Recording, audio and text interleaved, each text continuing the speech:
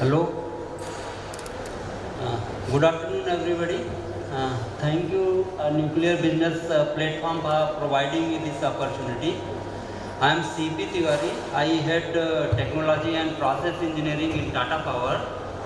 And today, since last 2 days, we have been discussing about nuclear power. But today I will discuss something about green hydrogen and how nuclear power can be used for making affordable green hydrogen. So,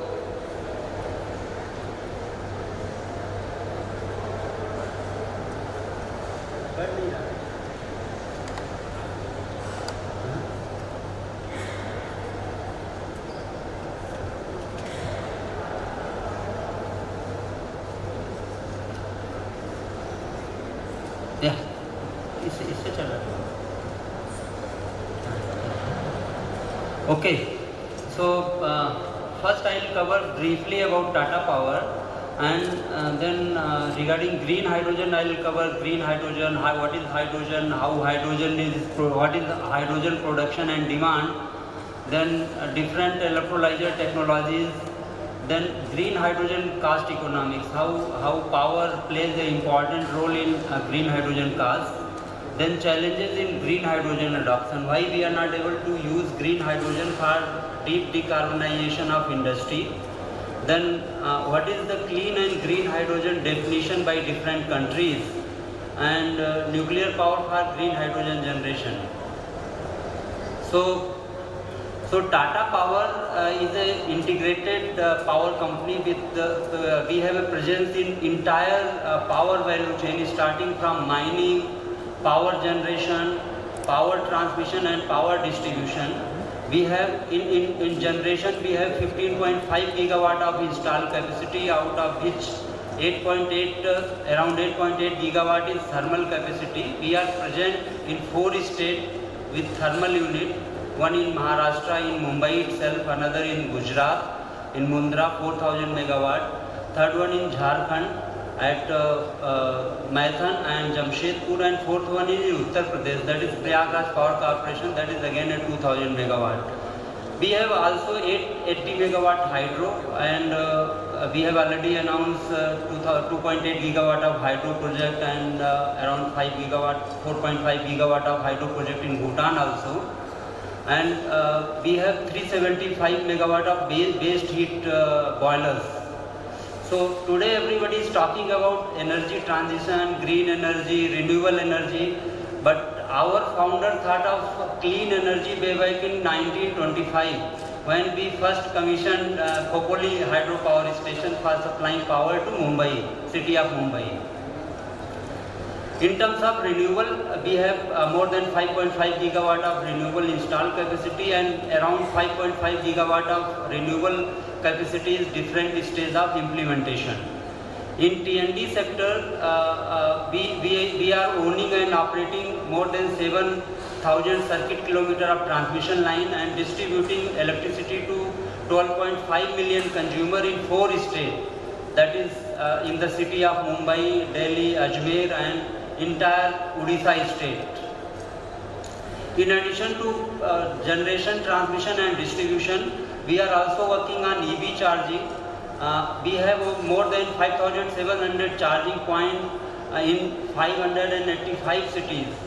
We have 2.5 gigawatt of rooftop solar. We are also there into distributed generation, and we want that every house should be the powerhouse. They should generate electricity for themselves.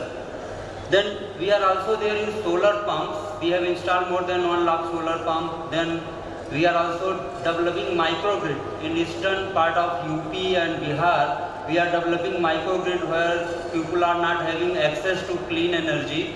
So we are making localized microgrid for supplying to local communities. Yeah, we are also there in the home automation. We are providing home automation product. And we want to become a 30 gigawatt utility by 2027 with 75% power from clean and green sources. So I'll talk about hydrogen because we talk about green hydrogen, blue hydrogen, grey hydrogen. So as such, hydrogen is colorless, but industry is giving some color to hydrogen based on which it is being produced. So initially, whatever most of the hydrogen what industry is using is being produced either from natural gas or from coal, okay, or from oil. So all these mostly from fossil fuel, and based on the CO2 intensity of its production process, industry has given different name to hydrogen. Like if hydrogen is produced from coal, then it will have maximum intensity of CO2. So for producing 1 ton of hydrogen, you will be emitting around 20 ton of carbon dioxide, and that's why it is called black hydrogen. Similarly, grey hydrogen, when you are producing hydrogen from natural gas, then you are emitting around 9 ton of CO2 per ton of hydrogen, and that's why it is called grey hydrogen. Then there are green hydrogen, white hydrogen. If you are producing hydrogen using renewable energy, then it is called green hydrogen.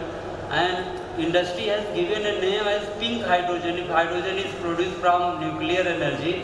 Again, nuclear energy will have the lowest footprint, CO2 footprint if you will talk about, because it is very much comparable with wind energy and 3 times lower than 1/3 of the solar energy also, because solar energy also has some CO2 footprint. So industry is working in the entire hydrogen value chain. One is the production technology, second is the supply and logistics. In previous slide, one thing I forgot to mention that nowadays, especially for deep decarbonization of industry, people are telling hydrogen as a god, molecule of the god, because if you see, hydrogen has certain inherent benefit and certain difficulties also, because hydrogen is the lightest molecule on the earth, so it is very difficult to store and transport. At the same time, hydrogen has the highest heat value. If you will try to compare the heat value of hydrogen with respect to diesel or petrol, it is more than 3 times. So what it means that with 1 kg of hydrogen, you will have the same energy as 3 or 4 kg of diesel or petrol. So in hydrogen value chain, I talk about production technologies, how hydrogen is being produced. So presently, mostly hydrogen is produced by thermochemical process, the steam methane reforming, gasification, autothermal reforming. So these technologies are already matured, and most of the hydrogen is being produced through this method. Another method, also like water electrolysis, this is also an age-old technology, because electrolyzer has been used long back, and initially when thermal power was not there, people were using electrolyzer for making hydrogen, and then using that hydrogen for making ammonia or urea also. But because later on people discovered that they can reduce the production cost of hydrogen or urea, ammonia by using fossil fuel, so industry has shifted to that direction. And that's why there was not much scale in the electrolyzer, so a lot of scope exists for cost reduction, for advancement in technology of electrolyzer. There are some other hydrogen generation technologies which are at TRL level of 4 to 7 and which are still evolving. In terms of supply and logistics, because as I said, hydrogen is the lightest molecule, so it is very difficult to transport the hydrogen, because whatever, suppose you compress it to say 1000 bar also, still you will not be able to transport hydrogen in many tons. So that's why what is happening, that they are trying to convert hydrogen in different forms so that it can be transported. One is of course gaseous form you can transport, but you have to compress it, and then again your transportation efficiency is limited. Then people are converting to liquid hydrogen. In that case, you have to go with the cryogenic storage system, and again that increases your cost of converting into liquid and cost of transportation. Then yellow HC, then people are also converting hydrogen into ammonia, because we have mature ammonia transportation system and logistics. So you can convert it to ammonia and later on again do the cracking and take back hydrogen. So these are different conversion, transportation and storage technologies on which various companies are working, how they can reduce the supply and logistic cost of hydrogen. Lot of research is going on. And then last is the end use application. So there are certain uses which are already there in industry, like a lot of hydrogen is being used in refinery for desulfurization process. You want to remove if we want to remove the sulfur from the fuel, then you have to use hydrogen for desulfurization. Then hydrogen is being used in the fertilizer industry for making urea, ammonia, those type of ammonious fertilizer. Then there could be new uses of hydrogen which are new areas like mobility. People are talking of mobility. We can use hydrogen for mobility also, because presently battery is being used, but battery is suitable for not a very long distance. Suppose you want to go for long haul transport system, then battery storage is not possible and you may have to go with hydrogen. Similarly, power and energy, people are talking of co-firing of ammonia into existing thermal boiler to reduce the CO2 footprint. Again, challenge is the cost economics, because the cost of ammonia and hydrogen is very high compared to fossil fuel. Then people are also talking of using hydrogen for making power. You can use hydrogen in fuel cell and produce power. I will explain in subsequent slide what are challenges for using hydrogen for power generation. So I have already explained about the hydrogen power generation. In industry we call P2P, power to power application, or P2G or P2C application. In P2P application, what it means that we are producing green power using power and again converting that green hydrogen into power. So as I have already explained in this chart, if you see, the conversion efficiency of P2P is very low. What it means that if you are using 1 unit of electricity for hydrogen generation, okay, and then you are storing hydrogen and then again using that hydrogen for fuel cell for power generation, then you will get only 0.33 unit of electricity. And that's why hydrogen use for power application may take time when grid will require deep decarbonization, or when seasonal storage is required. Because if you see in India, the power demand, how this varies, because we are able to manage our grid with 4 to 6 hours of storage. But in some countries where you need to store energy in summer and use that energy in winter, in those type of applications, seasonal application, this P2P application may come, and that too, this will also come maybe late 40s or so. And other P2G and P2C application, mobility, lot of talk is going on for use of hydrogen for mobility sector. Then refinery, we are already using grey hydrogen and we want to use green hydrogen so that they can decarbonize their operation. Then steel making is also, people are talking of using hydrogen in DRI process, S2 DRI they call it, so that decarbonization of steel making can be done. And few steel companies have also injected hydrogen into existing blast furnaces so that they can reduce the coke consumption and reduce the CO2 footprint of steel making. Then other uses could be like fertilizer, already it is being used, so you have to just replace the grey hydrogen with green hydrogen. Then people are also talking of using hydrogen for methanol production, because if you are making methanol, then methanol can be used as a fuel or many other application, and with that industry can reduce their CO2 footprint. We are also talking of blending of hydrogen into natural gas. Already 2-3 pilot project has been done in the country by NTPC and 𝑣𝑖𝑙. So only challenge is how the cost of finally, because when hydrogen cost is relatively higher than natural gas, so the cost parity is not there. But still, if somebody want to decarbonize their operation, they can use hydrogen into natural gas also up to certain proportion, because beyond that you need to change the equipment and piping system. So you must have heard about the target of green hydrogen production in India. MNRE has set a target of 5 million metric ton hydrogen production by 2030. So what 5 million metric ton mean to a industry? I try to explain this with this chart. So I have taken 1/10 of the 1 million metric ton, that is 1 lakh tons per annum. And if you are producing 1 lakh metric ton per annum, then you can refine 10 million metric ton per annum of oil. So that much refine whatever grey hydrogen is being used, that you can replace with green hydrogen. You can produce 0.6 million metric ton per annum of urea if you are having 1 lakh metric ton per annum of green hydrogen plant.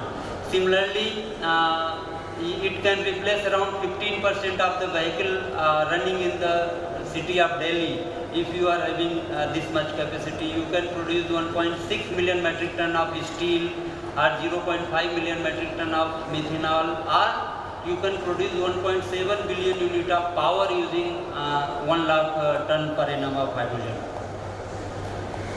So next is like why hydrogen? And because everybody is talking of net zero. India has already committed 2070. Many countries has committed 2050. Some of the Indian companies has committed 2045. Like Tata Group has committed 2045 to become net neutral. So green hydrogen is going to play one of the important role in decarbonizing of the industry.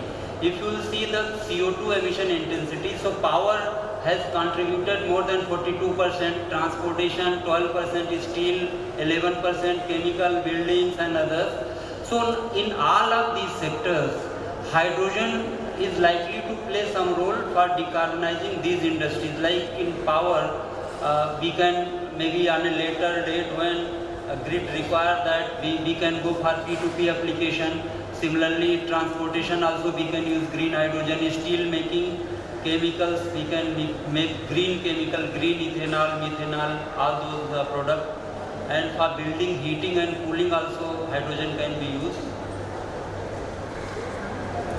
So these are some figures like how much hydrogen production and demand was there in in 2023-24. Global hydrogen production was more than 94 million metric ton, and this is 2.5% of the total global energy consumption. Production of clean and green hydrogen was very less in last decade or even till last year, and electrolyzer production capacity was around 11 plus gigawatt per year, and electrolyzer installed capacity is less than 4 gigawatt globally. So these are some target what countries have taken for production of green hydrogen by 2030 and later on 2050 also. In India, hydrogen production, total hydrogen production was around 8 million metric ton in 2020, and it is likely to be around 12 million metric ton by 2030. And if you see, major hydrogen consumption has been in fertilizer sector, refinery sector and petrochemical. And as far as green hydrogen is concerned, so though India has a target of producing 5 million metric ton green hydrogen, but primarily they will be using 2 million metric ton by 2030, and balance 3 they have budgeted for export purpose.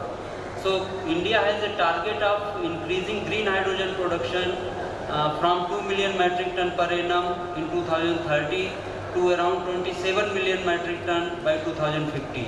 So these are the target for green hydrogen production. This is how presently hydrogen is produced. Predominantly 76% is produced from natural gas, and around 23% is produced from coal.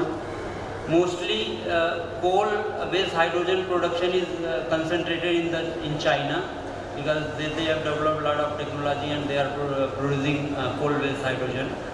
In terms of uses, again refinery, ammonia making and methanol and DRI, these are the use cases for hydrogen. Then when I am talking about green hydrogen will be predominantly produced using electrolyzer, and different electrolyzer technology exists in the country or in the world. Alkaline PEM, these are very mature technology.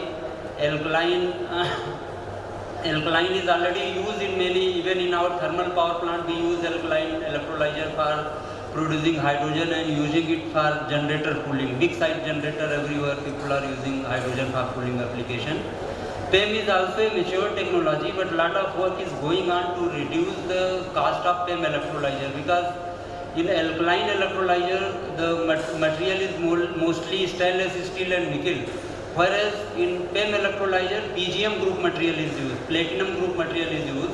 So lot of research is going on how we can reduce the material loading of these electrolyzer. Solid oxide electrolyzer is also evolving technology, and it is very relevant for nuclear power, because when we are talking of using nuclear power for hydrogen generation, so obviously we would like to go with that technology where we require both power and heat energy also. And you know, the nuclear heat energy is of a low grade. We are getting temperature close to 200 degrees centigrade and pressure is also low. So we need to select a technology where we can use this low grade heat also in the hydrogen making process. So I will describe how solid oxide electrolyzer will be used for hydrogen production using nuclear power and using steam generated from nuclear power. Then these are different electrolyzer OEM. Lot of electrolyzer OEMs are there are many startups which are working. So this list is dynamic and changing continuously.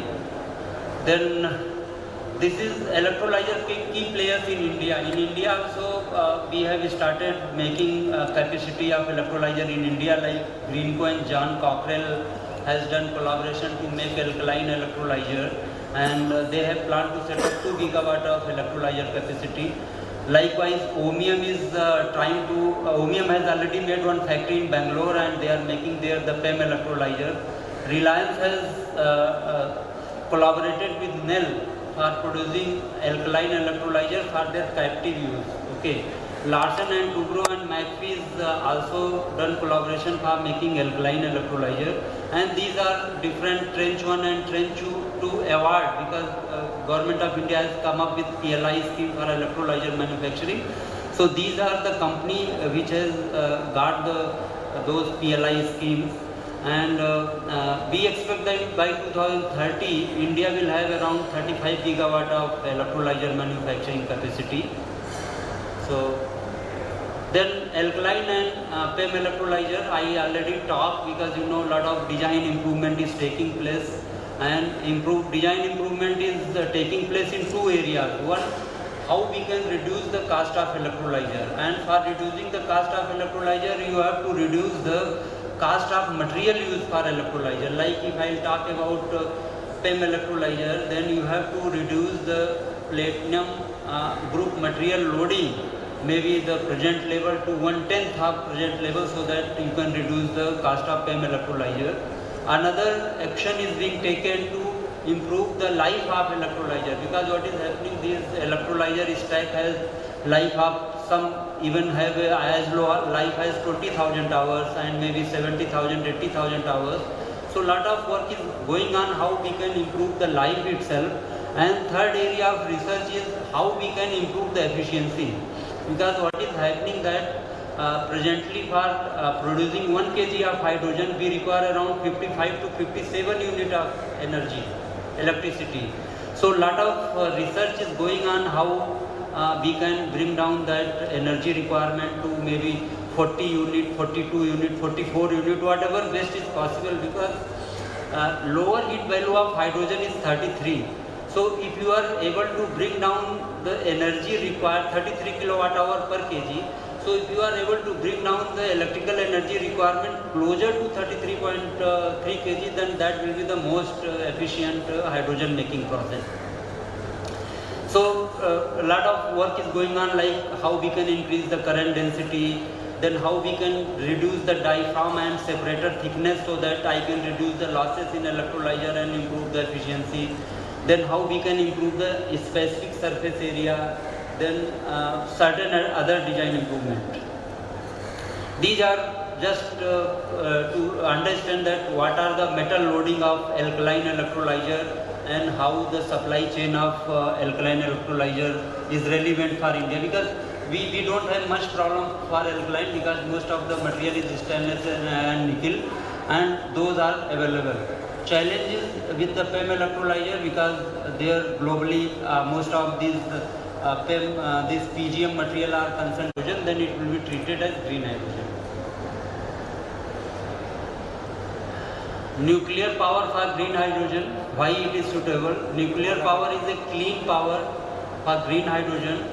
It is round the clock because it is available round the clock. We can load, we can operate electrolyzer system at base load.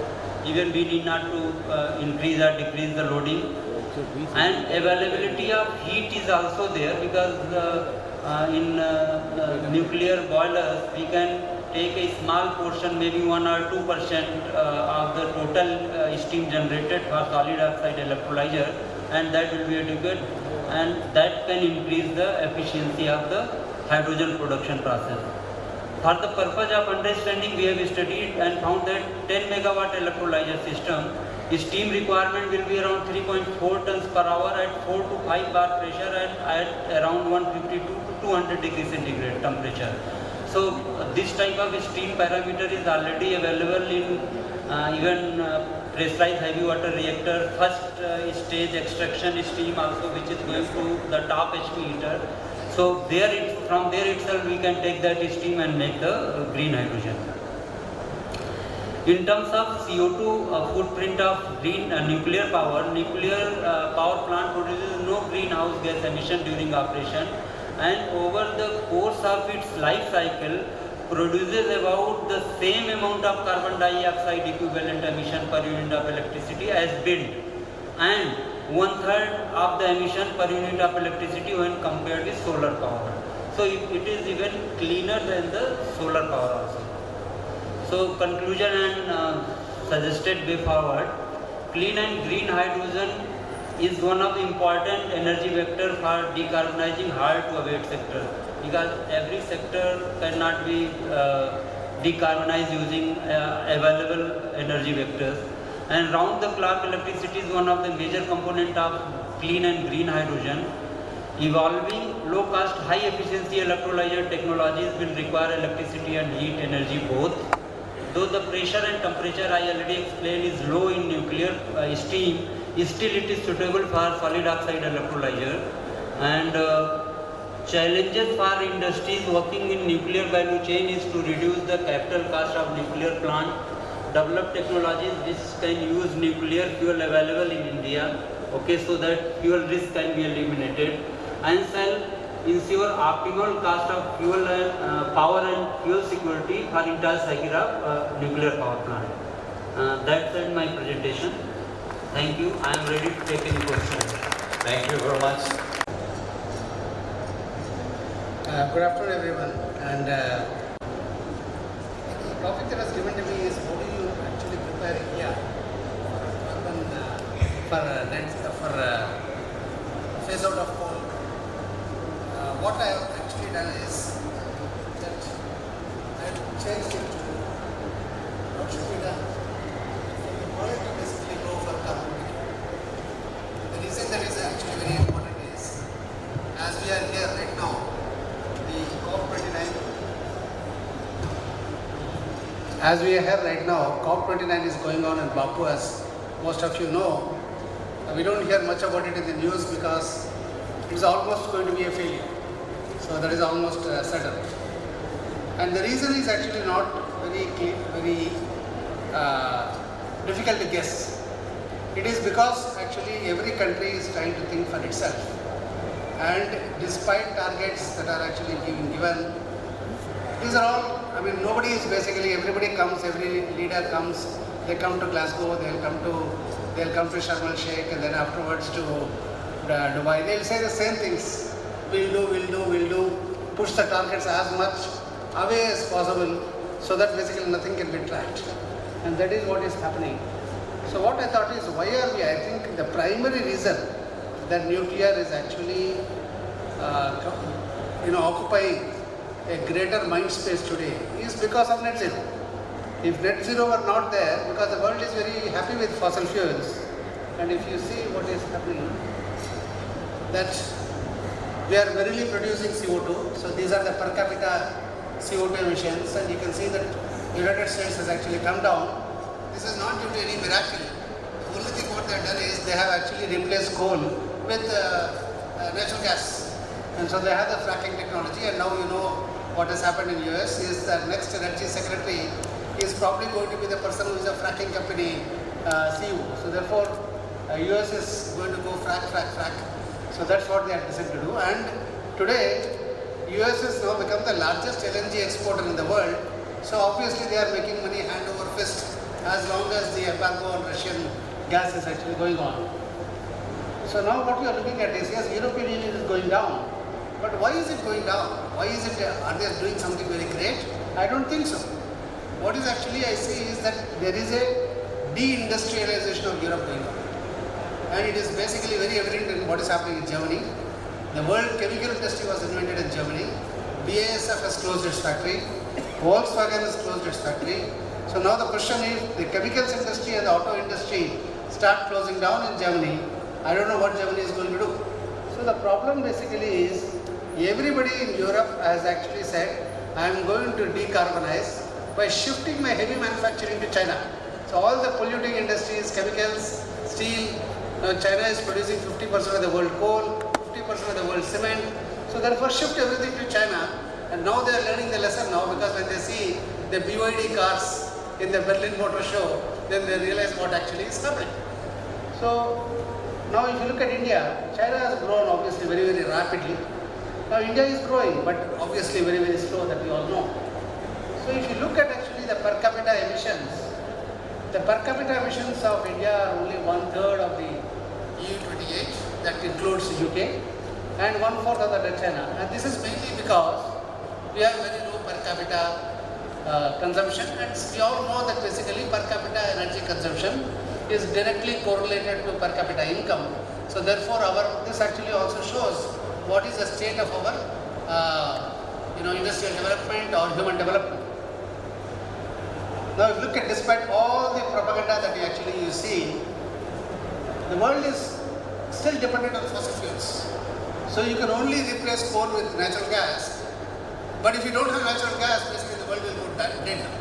So the whole question is that despite the commitments that are being made year after year, that I will do net zero by this year, net zero, the progress is not evident. So there is no annual target, very, very long-term targets. And long-term targets we all know have got no meaning, because by the time the date comes, the person who made the commitment is no longer there.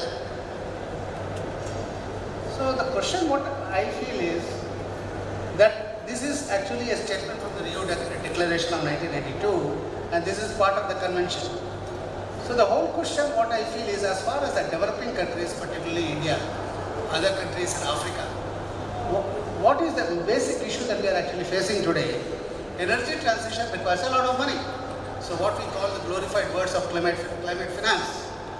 And this is a statement that has actually come. It very clearly says that the mandate initially in 1992, right, was all about the developed countries. It is the developed countries which have actually accumulated the historical CO2 emissions.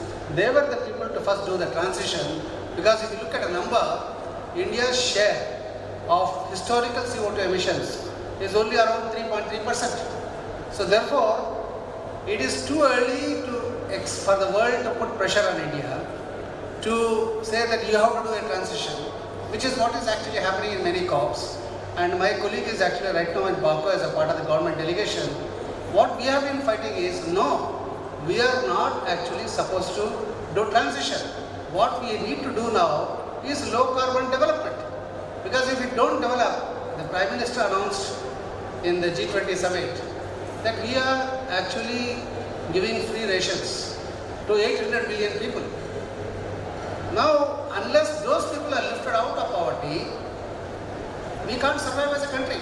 So the question is that this sentence, in my opinion, captures what is the problem. This was the goal, that basically the developing countries will have to devote their financial resources to economic and social development and poverty eradication. And if you see today, this is where the government is focused on, that this is what we have to do. Now the developed countries on the other hand, they were supposed to basically A, do two things, do the transition themselves, and B, provide basically the finances and the technology so that the developing countries can actually also transition once they conquer their challenges of poverty eradication and human development. So that's not happening. So where are we today? So if you look at where we are today, this is from the BP data from the BP Energy Outlook. So if you look at what's happening is, if you go at the current trajectory, Europe, US all said they've made commitments that they will do net zero by 2050, and what we are actually seeing here, that it's not going to happen. So the business as usual case basically shows, though solar and wind will grow, what is really going to happen is that you are not going to basically get out of fossil fuels like coal and natural gas. So this is basically as it is today, this is the trajectory that is actually happening. And nuclear basically, it's almost stagnant. There is a marginal increase. The only good thing that happened is that in COP28, for the first time, the Green Party and all the anti-nuclear activists who are also part of the climate movement, they all recognize that it cannot stop nuclear any further. And so therefore, there's 22 countries agreed that we will actually triple nuclear by 2050. So therefore, at least nuclear has been recognized in the COP as a green energy which is required for the net zero movement. Now, if you look at the same database, what needs to be done if Europe basically needs to go, and US and China of course 2060, the world has to reach 2050, not the world, China, except China and India, the rest of the world has to go to 2050 net zero. So you can look at what should be the share of nuclear. It's basically shown in red. So the point is, I don't want to use the pointer. So the point is that, are we really capable of doing this amount of growth? The reason that the question is very important is, this amount of explosion in solar and wind, this amount of energy cannot be absorbed if you don't have enough battery storage. And we all know today that what is actually happening in the field of battery raw materials, it is all basically monopolized practically by one country. So 2/3 of all the battery raw materials today are cornered by China in one way or the other, either at the mining stage or at the processing stage or at the manufacturing stage. So this is what is actually happening. So is it possible to basically, is it realistic to imagine that so much of solar and wind can actually be stored and therefore be able to deliver 24/7 energy? So I don't think so. But we are still living in this dream world that this is going to happen. And this is now a question of India. So what you can see is, ever since the Paris Agreement, we have made great efforts to increase our solar and wind electricity generation. So we have gone from around 76 terawatt hours, we have gone to now 235 terawatts. So the big jump that has happened. But what has actually happened, because India is also growing, the demand for electricity is also growing. So you can see that coal-based generation is also increasing. So it has increased by 50%, while the solar and wind have almost quadrupled. The coal is not far behind. So 50% from such a high base, and this is continuing to grow. So this is the issue, that basically as long as the developing world needs more and more energy, what's going to happen? The solar and wind alone cannot fulfill that increasing demand. So there will be need for fossil fuels. This is the reality, unless there are other sources of zero carbon base load energy, which obviously is nuclear. So this is just a percentage in India. So if you look at it, from 6% to 12% has been the increase in growth of variable, that is solar and wind. Coal share is almost constant. So it is not changing. And the reason it's not changing, because that without battery, there are limits to which basically you are able to accommodate. In fact, what is there in the newspapers today, or yesterday, what all is happening in the stock was happening, is all because there are no takers. The distribution companies are very reluctant to offtake more renewable, because they find it very difficult to manage the grid without storage. So therefore, they are happy with their fossil fuel contracts. They continue mostly with the coal contracts, and that is what is happening. And that's what is happening in many parts of the world, that you just substitute the word coal with natural gas. This is what is happening. So, but what are the issues? What are the challenges? If you look at the challenges now, that we have got about 600 thermal power units in India. About 158 of them are at 36 gigawatt total capacity, are more than 25 years old. By 2030, basically the next set of 35 will also cross 25 years. They are all the subcritical, below sub 210 megawatt, 210 megawatt and below, and they are all obsolete technology, and they are obviously big CO2 emitters. They are inefficient in water consumption as well. So there is a need to retire them. But what is actually happening is the government is not able to find alternatives. For many years, NTPC, for example, was told not to place orders for thermal power plants. So therefore, they didn't place orders. When NTPC didn't place orders, the private sector also did not place any orders. So basically, what really happened in the world in India was that you had BTG manufacturers, but when it came to balance of plant, you had nobody. You had only two players. So therefore, you are basically all the people who are depending upon material handling systems contracts from the power companies, all of them did not get business. They shut shop. So now you are basically seeing where from I will get people to compete and give me a good price. This is what is happening. So after looking at all this exercise, we had actually a target of 175 gigawatt by 2022. Could not achieve it, mainly because though the central government has a target, the problem that is happening is the distribution companies which are controlled by the state, they basically are reluctant to take any more renewable because they have already awarded power purchase agreements which are based upon a two-part tariff. So a two-part tariff basically means that even if they don't take off-take power from a coal-based power plant, they still have to pay the fixed charges. So particularly if it's a new plant, the fixed charges are very high. So when they actually calculate the economics, that if I have to buy renewable power, yes, renewable power is cheap, but it's available during the day. I have to basically again after sunset, I have to depend on fossil fuel. So what's happening is they have to take all the costs into account. What is the cost of balancing power? The cost of balancing power in India itself is more than 1 rupee per unit. Then there is a cost of grid integration. Today what is happening is, one of the reasons the power costs in India are going skyrocketing year after year is because of the grid costs. We are investing so much of money in expanding our grid to take renewable at 20% PLF. That money is all being socialized.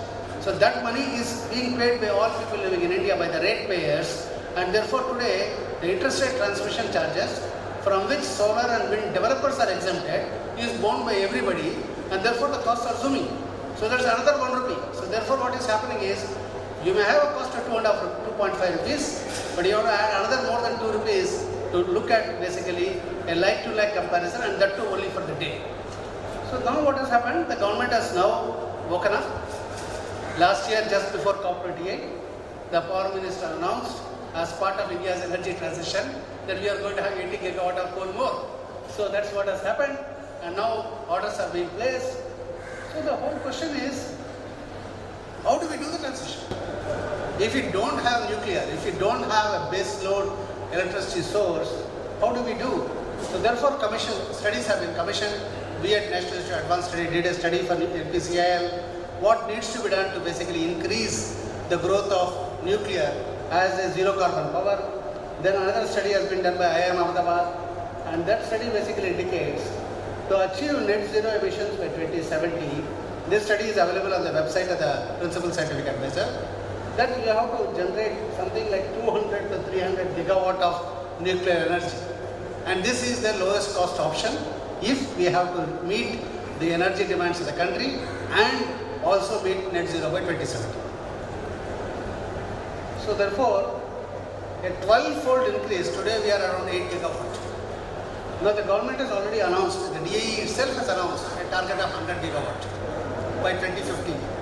So if you want to do a 12-fold increase, obviously it cannot happen with only government sector, because money is always a scarce commodity, and there are many things that are actually priorities of the government today. So the whole question is the government, that's why this whole budget has talked about this public-private partnership.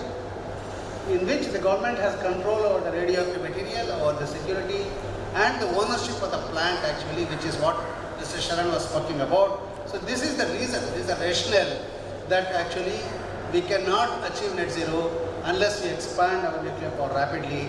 That requires private sector capital, private sector initiative in project management, land acquisition, etc. So therefore, this is the reason for this policy.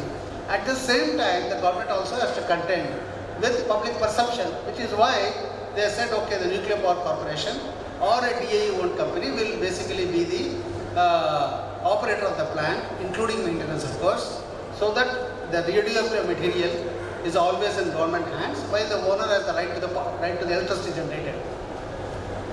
Why do we need SMRs? So, SMRs in India are not the only solution. We require everything. We require large reactors. Large reactors, the problem is the siting criteria are so stringent that you have a limited number of sites in the country. You need to have small reactors, which is the 220 megawatt reactors with some more passive safety features. We require that. And we also require the small modular reactors. So why do we need small modular reactors? The main thing that is flexibility, that you have site flexibility. That is one of the major features of small modular reactors. We have done this study of many thermal power plants in the country. If you want to put a nuclear power plant, after a thermal plant is actually decommissioned, the advantage that you have got the land, which is very, very difficult in India. You have got water, another very difficult thing in India. You have got a grid correction. Excellent. So everything outside the boundary is taken care.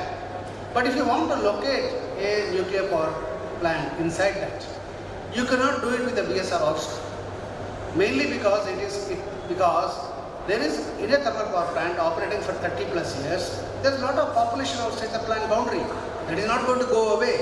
So you have to have something which actually has a what I call plant boundary EPZ. The emergency planning zone should end at the site boundary. You fix a limit of say 1 kilometer, but it should end there. So therefore, when people say SMRs are costly, yes, they are costly. But the whole problem is that if you want to compare a first of a kind with a very mature technology, it is just stupid, number one. Number two, what is going to happen is carbon taxes are going to come. They are already there. In India, they are in a hidden form in the petroleum taxes, but it is going to increase. When we increase, so the comparison will be what will be the price with carbon taxes and nuclear, what will be the price without carbon taxes and fossil fuel. So that comparison has still not been done, and that comparison needs to be done. Obviously, it's also a debatable thing how much of carbon tax we should bear. That's another matter. So in India today, the government has not imposed any carbon tax as well explicitly. They have said that they are going to do. There is a carbon border adjustment, there's already basically being thought of in India. How do we do carbon trading, etc. So the whole question is, these things are all going to happen. We can see that happening. But therefore, we require large reactors, we require small reactors, and we require SMRs. And I think, hopefully industry sees the writing on the wall and goes towards that. But one of the things obviously is India is very cost sensitive, and therefore we need actually lower costs, and the private sector capital is not going to be available for large reactors. A single Westinghouse or a EPR will cost, if you take it normalized to 1000 megawatt, it's going to cost, one unit is going to cost about 25 to 30, maybe 30,000 crores. So no private sector will invest 30,000 crores in one unit at one time. So they are going to basically spread it out in stages, and therefore private sector largely is going to go with the BSR or the SMR route, which is why the government has said, okay, SMR technology is still not demonstrated, in practice. So till the time that happens, till the time we have got more SMRs which are actually commercial in the Western world or Russia. So we'll actually start with BSR, and maybe tomorrow SMRs will come. But what is very important, which the government is yet to do, and which is very much required, and I hope the industry takes this up. All these SMRs, or all the small reactors are going to be based on imported fuel.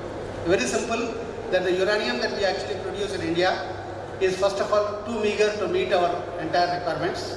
Even today, most of our nuclear power is produced from imported fuel, and those reactors, that fuel is basically under international safeguards. So today we have reprocessing for the fuel that we produce from our own country. And that is under domestic safeguards, it is not under IEA safeguards.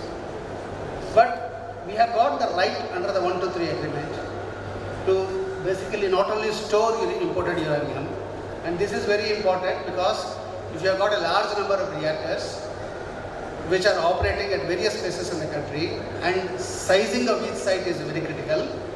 So you need to have centralized facilities for storage as well as reprocessing. So that is why it is important for a company, a DAE controlled company, to be in charge of that. And this is a very time-taking process. This part of National Reprocessing Facility, this is already a must even without BSRs.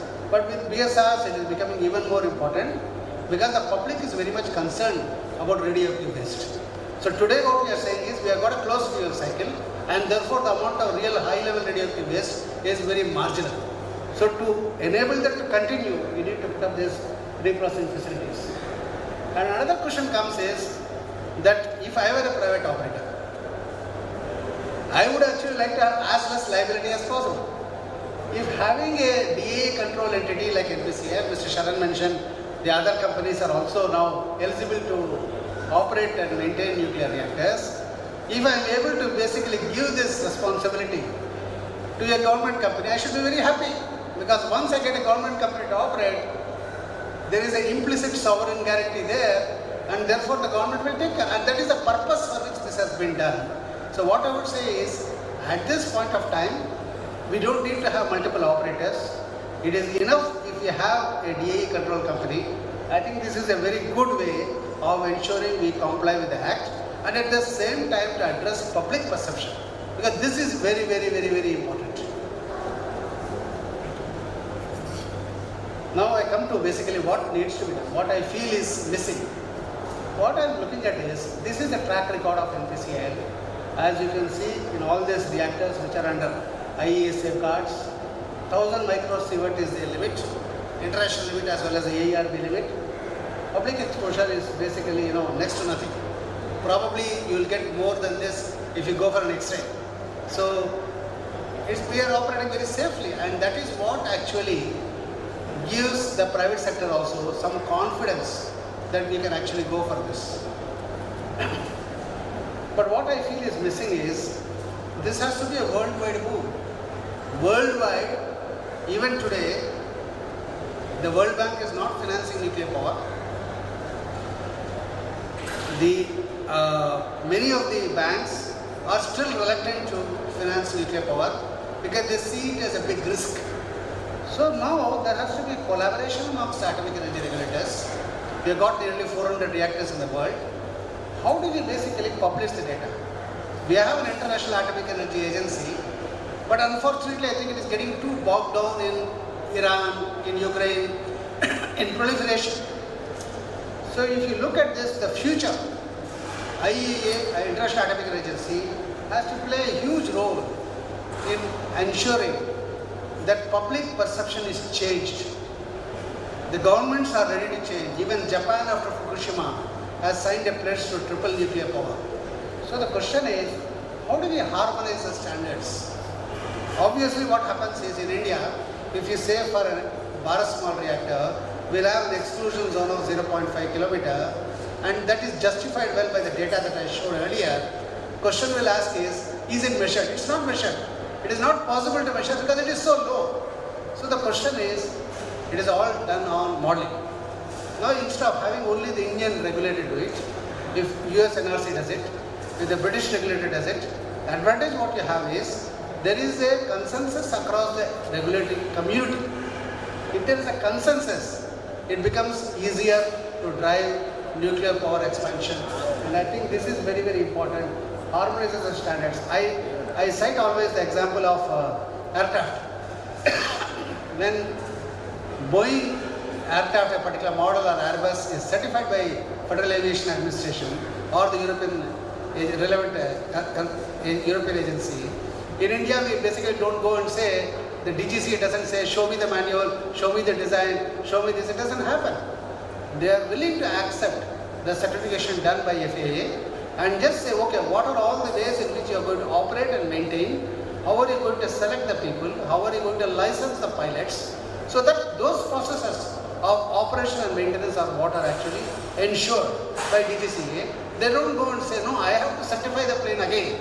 But the problem that I find in the regulatory in atomic energy is every regulator basically says, no, I want to basically put my own figure into this. I want to go into the detail and I want to make some 1, 2, 3, 4 changes. And once you make this 1, 2, 3, 4 changes, what really happens is the whole design has to be done again in many cases, which leads to time overruns, obviously cost overruns.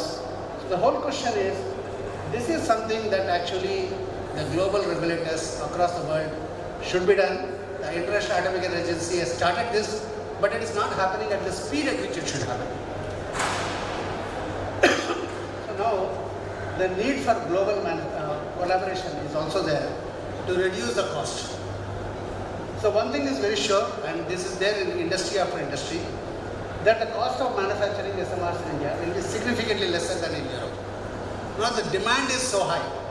When the demand is, the US DOE itself says that you need something like 200 gigawatt of SMRs in US. So the demand is very high. When the demand is so high, does Europe with its declining manpower, does it have the technical wherewithal? Does it have enough people to basically work on to manufacture? I don't think so. So the whole question basically is, how does the world tap into the technical manpower that India has? I think this is a question, and this is one thing that for the G20 we wrote a policy brief that the developed countries today are very, very US, for example, have very stringent controls in allowing their companies to transfer technology for manufacture. But this needs to change. If you need basically nuclear power to the extent to which the world wants today, by announcing the tripling of nuclear power by 2050, these controls that were okay for a different age cannot happen. This collaboration has to happen. These export controls have to be liberalized. Other part what I want to do is that yes, people say cost is very high, FOAK is very high, and therefore basically somebody said, okay, that SMR is a toy, expensive toy, right?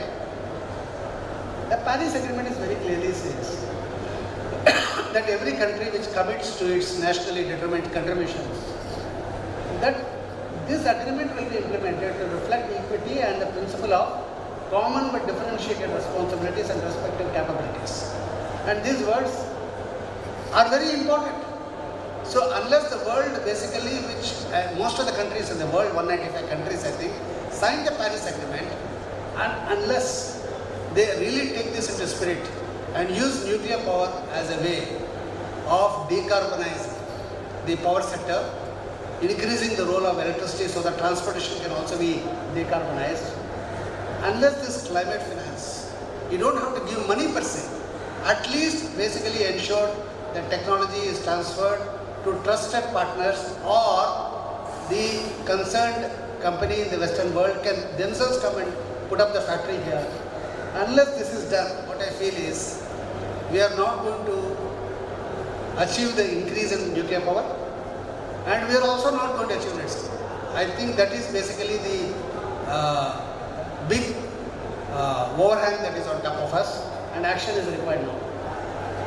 Only one positive of all these things I see, the G20 declaration in New Delhi was very clear.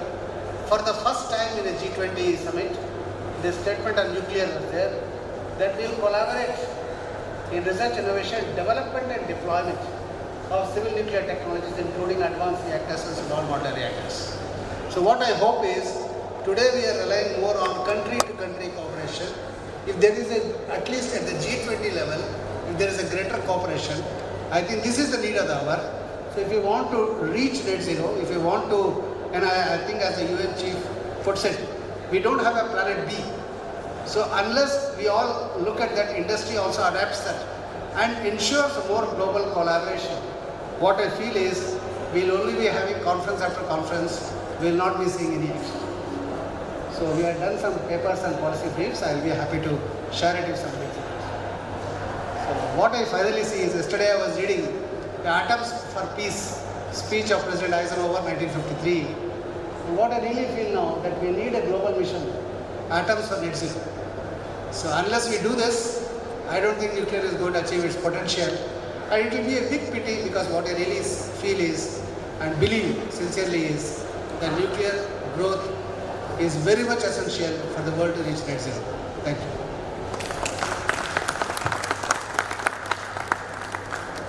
NTPC Nuclear Department. I gave the opening presentation yesterday on NTPC's vision for nuclear sector, and this presentation was supposed to be made by General Manager and Head of Energy Transition Group at NTPC, Mr. Pankaj Gupta.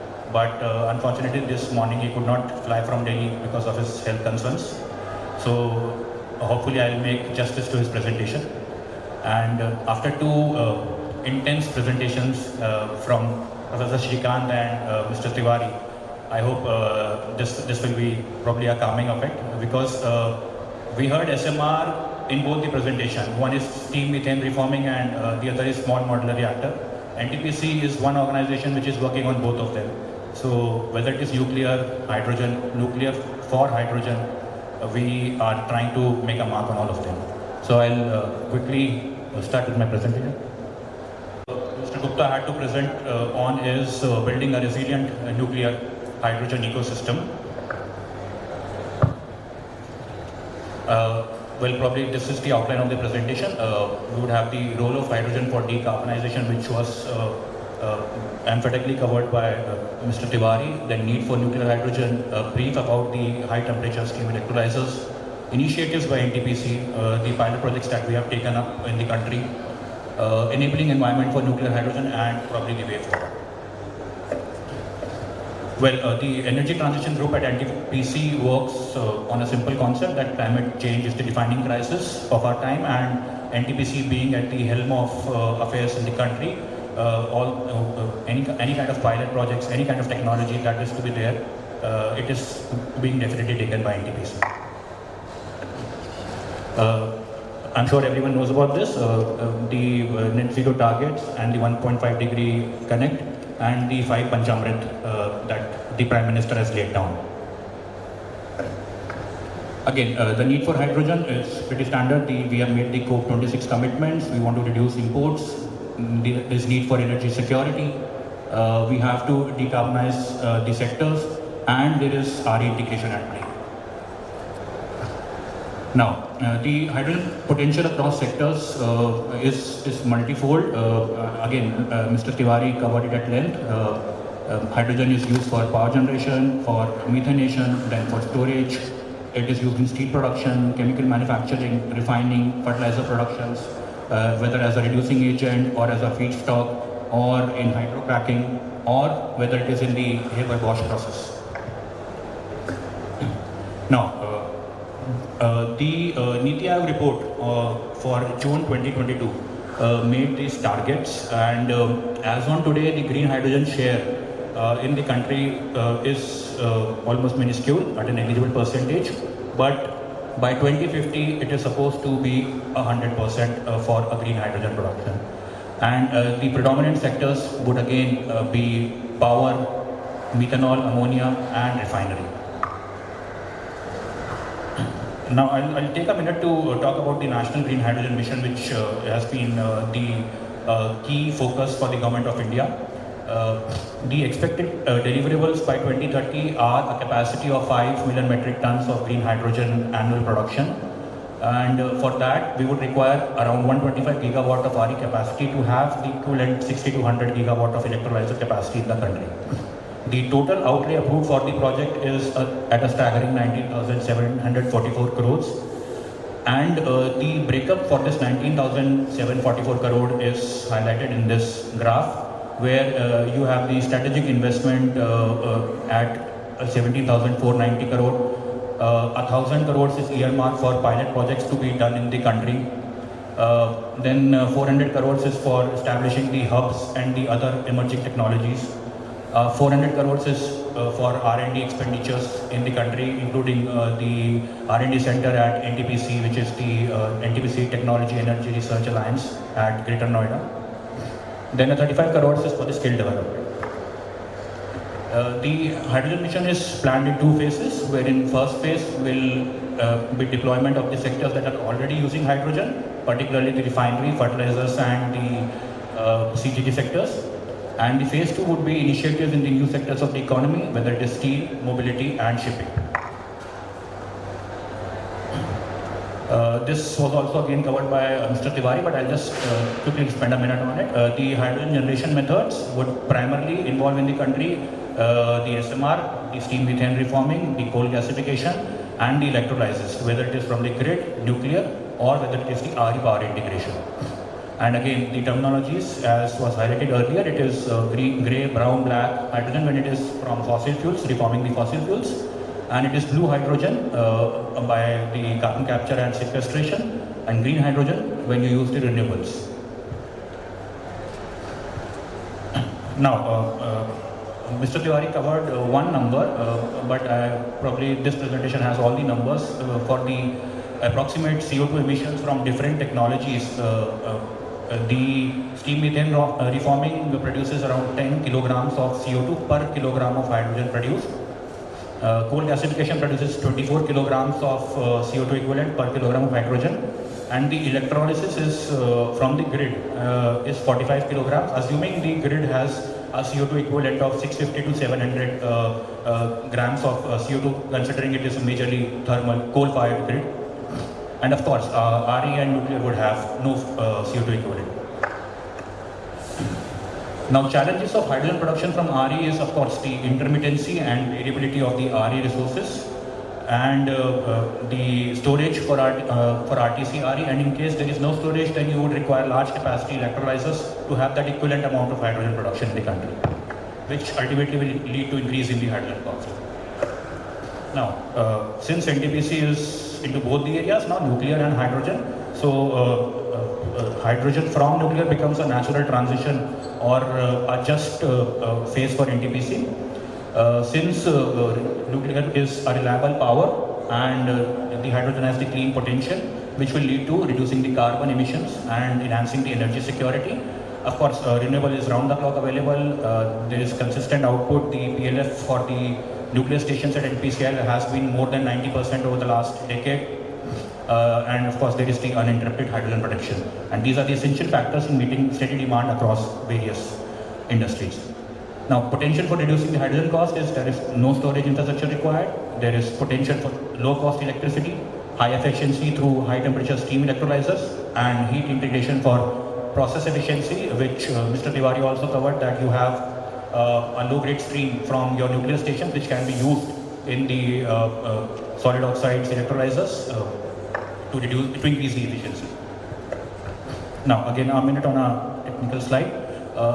This is the basic principle of high temperature steam electrolyzers at play in the pilot project at NTPC. And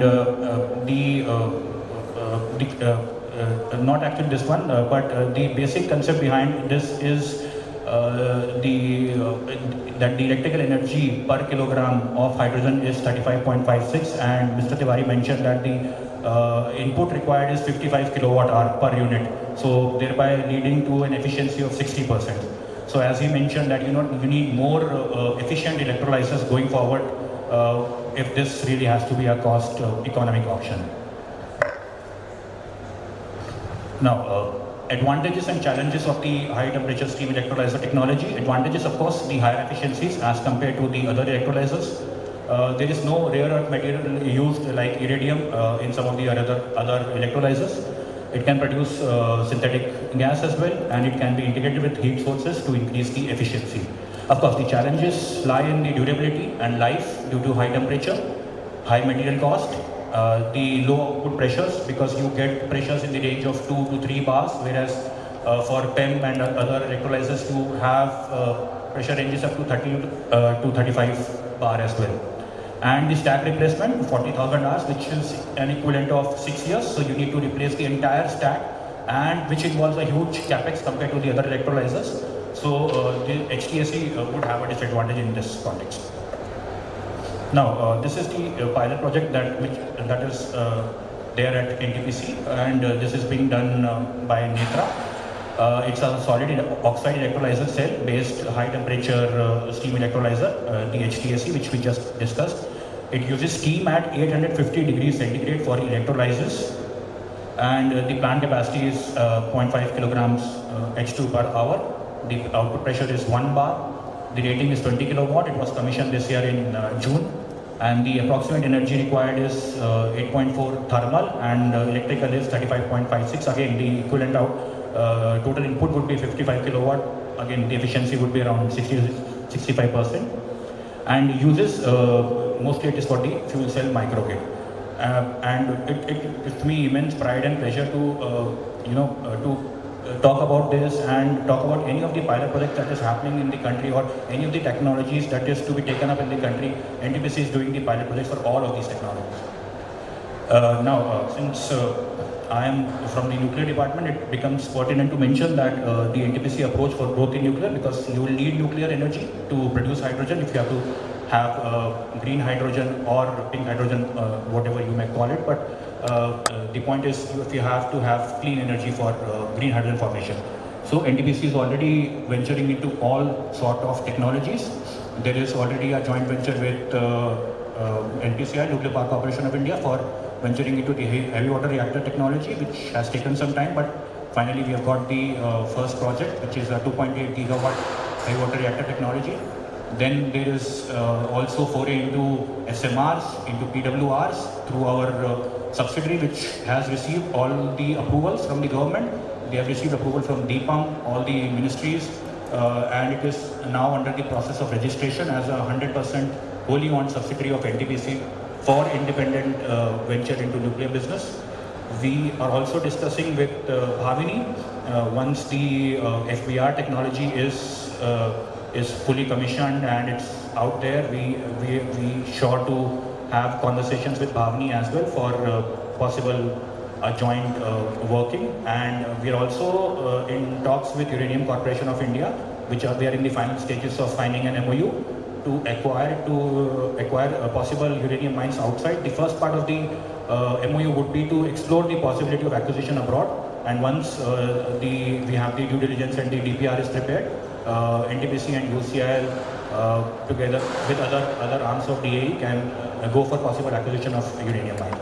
So again, it is a very a just transition for NTPC to have all these possible avenues of technology, nuclear technology, to produce the green hydrogen.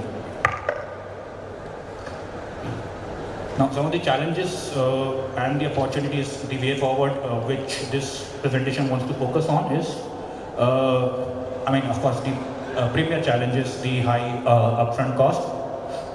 Then the regulatory frameworks. Well, there is no regulatory framework for firing hydrogen or using hydrogen alongside nuclear, but we do envisage that the regulator might have some restrictions because it's an explosive fuel, and siting or putting hydrogen alongside a nuclear reactor would have some concerns. So the Energy Transition Group at NTPC is already discussing with the regulators on possible scenarios where this thing can be made possible, and there should not be any hold up from the regulator in terms of siting or placing or generating hydrogen through a nuclear reactor.